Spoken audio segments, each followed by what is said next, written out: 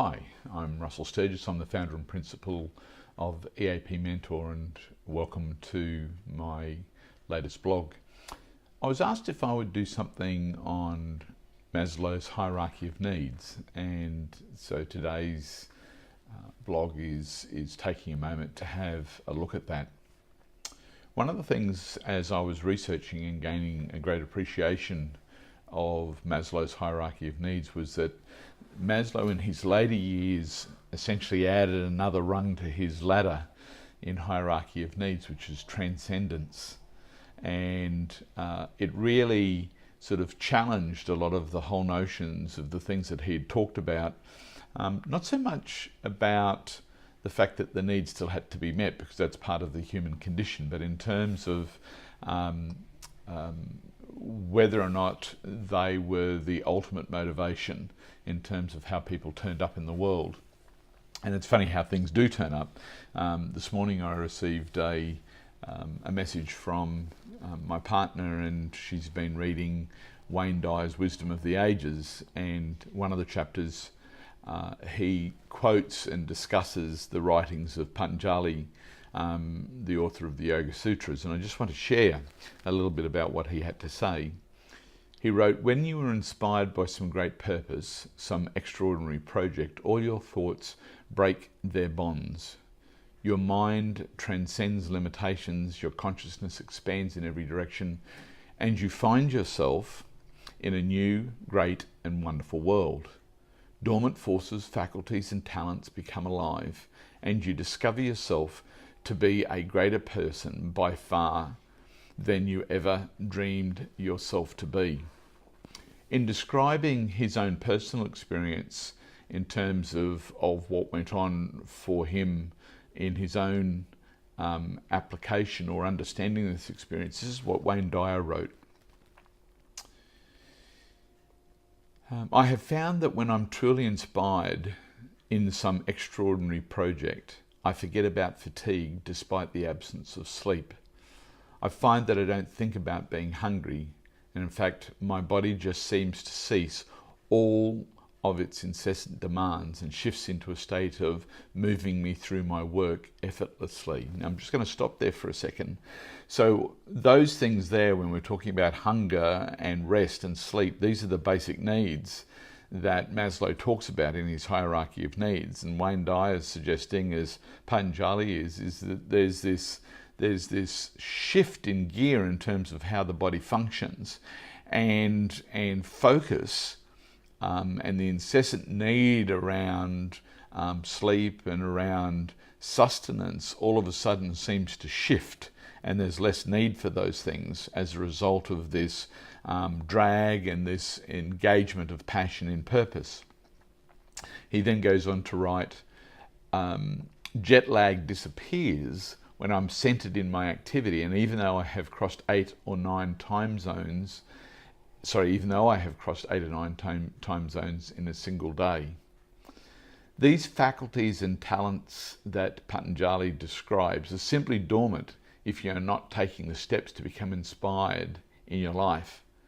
I think the use of the term dormant forces is very critical here. When you are in that centered state of purpose, you activate forces in the universe that previously were out of your range.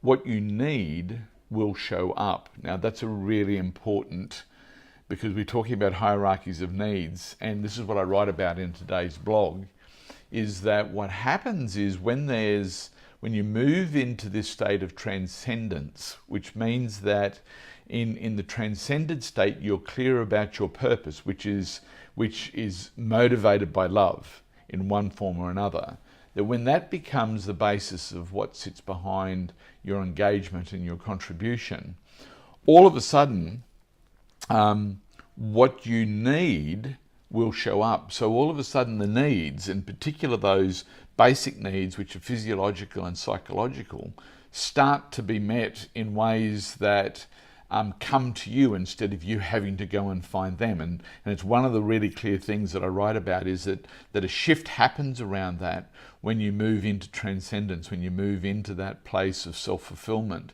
and that place of purpose and service, is that those basic needs start to be met automatically. And this was reflected, as I quote in the blog that I've written, where even Jesus taught this whole notion that he said, seek ye first the kingdom of God. And the kingdom of God is about love and inner peace and social justice.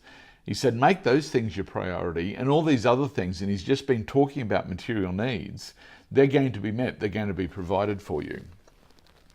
So he goes on to write, the right person will be there on time. The phone call will come. The missing pieces will be brought to you. You manage the coincidences of your life, which sounds paradoxical. But when you enlist spirit by being inspired, the ancient proverb applies, when the student is ready, the teacher will appear. So what we have is this whole different way of relating to the needs. It's not that the needs aren't there, because it's part of the human condition. It's who we are as a human being.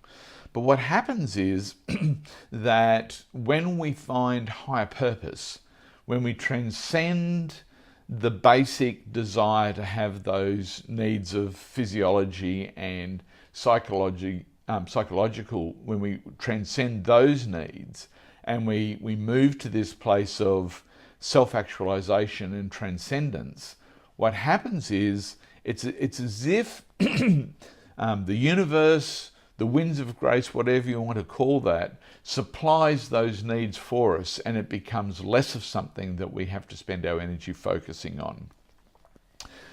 So, so what we have is this whole notion that by having this shift, we're able to create a change in reality. And of course, that's the basis of the work that we do in EAP.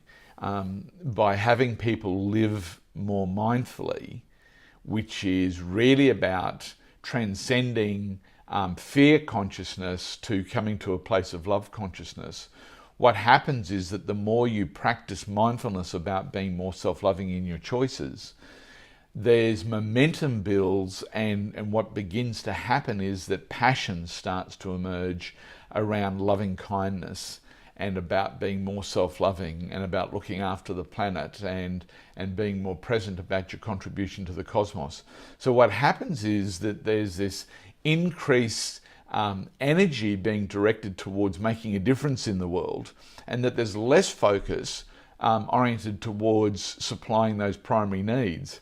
And of course, what happens is, it's not that those primary needs aren't supplied. In fact, what happens is it's as if, and I talk about it, it's nearly like it's miraculous in terms of these things start to be supplied. They start to turn up. And Wayne Dyer talks about it. And it's really what Patanjali's talking about, is this whole thing that all of a sudden, the world as we know it in its material world and how it works changes. And so it's nearly like this quantum physics takes over, and there's a whole different set of rules that start to emerge in terms of how we experience life and how we're able to fulfill those basic needs that Maslow talks about in his hierarchy of needs. Look, I hope you find this interesting food for thought and something to consider. And I look forward to being able to share more insights into the journey of mindfulness. And if you want to know more about the Enhances Awareness Program in EAP, please go to our website, eapmentor.com. And of course, we have a Facebook page, Enhances Awareness Program. Anyway, thank you, and I'll speak to you again soon. Bye.